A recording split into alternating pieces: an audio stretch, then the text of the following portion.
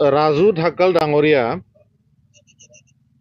আমাৰ BTR প্ৰাক্তন CM Pramod Bodo ডাঙৰীয়াৰ OST আছিলে। আপোনালোকে জানি ইমান আচৰিত নহ'ব, কাৰণ তেখেতে যদি প্ৰমোদ বড়ো ডাঙৰীয়াৰ OST নহ'লহেঁতেন, তেখেতক কোনো কুকুৰে চিনি নাপালে হয়, মানুহটো চিনি নাপালে হয়, কুকুৰো চিনি নাপালে হয়। আচ্ছা, তেখেতে এটা কথা কৈছে, ৰাজু ঢাকাল ডাঙৰীয়া সদায় সমালোচনা কৰিছে।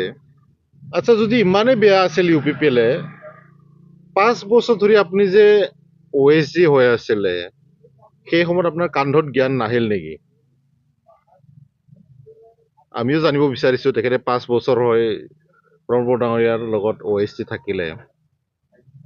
আপুনি BPF-ৰ লগত জইনিং হোৱাৰ পিছতে UPPL-ক টাৰ্গেট কৰি যেনেকে কথাবিলাক কৈ আছে, মানুহবিলাক বুজিবলৈ বাকী নাই।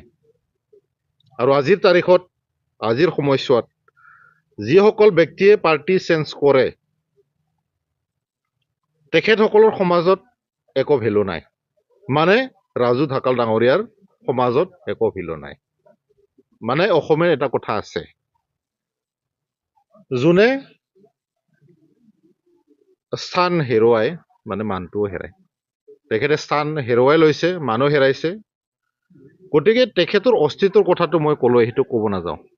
मुझको पीना है पीने दो मुझको पीना है पीने दो আচ্ছা গুড ইভিনিং টু এভৰিৱান এই গীতৰ কিছু বহুত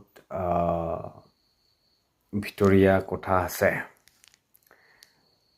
মই ভাবোঁ UPPL দলক যি কৰবা ইচ্ছা তাকে কৰবা দিয়ক আৰু বিশেষকৈ তেখেতসকলৰ যোনটো যুৱ মৰ্চাৰ নেতাসকল আছে বেছি লাগি থাকিব নালাগে আৰামছে ইচ্ছামতে যি কৰিব ইচ্ছা গৈ আছে সেইটো কৰিবলৈ সুযোগটো দিব লাগে আমাৰ পাৰ্টিৰ সকলো যুৱ মৰ্চাৰ নেতা আৰু ৱেল উইচাৰ্ছসকলক এইটোৱে জনাব বিচাৰিছোঁ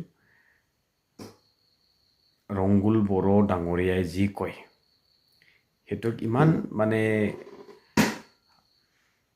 হৃদয়ত ল'ব নালাগে গাত ল'ব নালাগে বেচাৰা বহুত আঘাত পাইছে ডিপ্ৰেছ হৈ আছে বহুত ফ্ৰাষ্ট্ৰেটেড দেখা পাই আছোঁ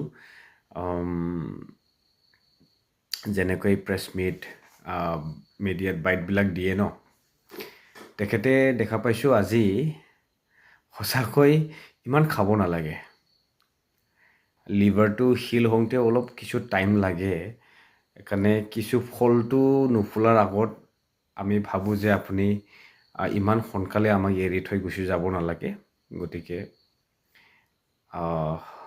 উইচ ইউ লং লাইফ হেল্ডি হেল্থ আৰু যাহাতে যুৱ মৰ্চাৰ যি মৰ্চা আছে আপুনি ভালেদৰে চম্ভালিব বাকী OST ৰাজু ঢাকালে কি কৈছে কোৱা নাই কি বুজি পাব নালাগে আপুনিও এটা কথা ভালদৰে বুজি পাব লাগে যে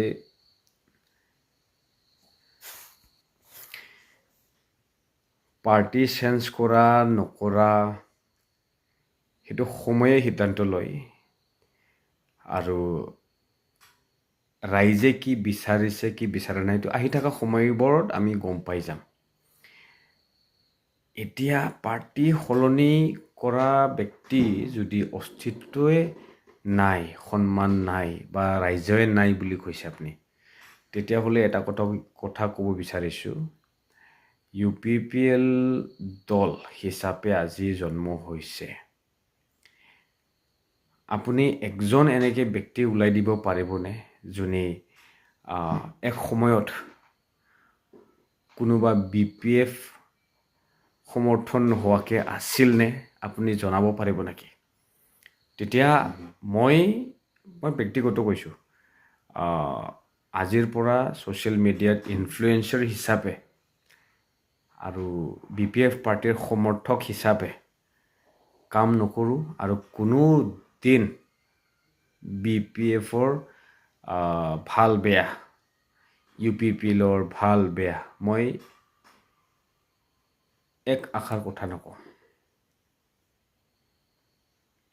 যদিহে আপুনি এজন এনেকা ব্যক্তি আজি যোনে প্ৰাৰ্থী কৰি আছে আপুনি বিচাৰি উলিয়াওক, যোনে BTC অঞ্চলত ৰিজনেল পাৰ্টি যেতিয়া জন্ম হৈছিলে তেতিয়াৰ পৰা UPPL বা PCDR তাৰ আগত জন্ম হোৱালৈকে কোনোবা BPF দলক সমৰ্থন নকৰাকে আছিল নেকি? আপুনি যোনটো পাৰ্টিত আজি প্ৰাৰ্থিত কৰি আছে সেই প্ৰাৰ্থীৰ যিমান প্ৰাৰ্থী আছে সেই সকলো আপুনি সুধি বিচাৰক। আৰু আপোনাৰ গুড হেল্থৰ কাৰণে এটাই কামনা আমি বিচাৰিছোঁ আৰু এটাই এডভাইচ দিব বিচাৰিছোঁ, আপুনি যুৱ মৰ্চাৰ নেতা, আপোনাৰ লং লাইফ আমি সদায় বিচাৰোঁ। গতিকে আপুনি নিজৰ হেল্থটো অলপমান কেয়াৰ কৰক, বেছি খাব নালাগে। সেই আবেলি দিনটো নিশা যেনেকৈ আপুনি ডিপ্ৰেশ্যনত, ফ্ৰাষ্ট্ৰেশ্যনত যি অভ্যাস কৰি লৈছে যাতে আপুনি সোনকালে এৰে, সেইটোৱে আমি কামনা কৰোঁ। বাকী all the best UPPL। Good night.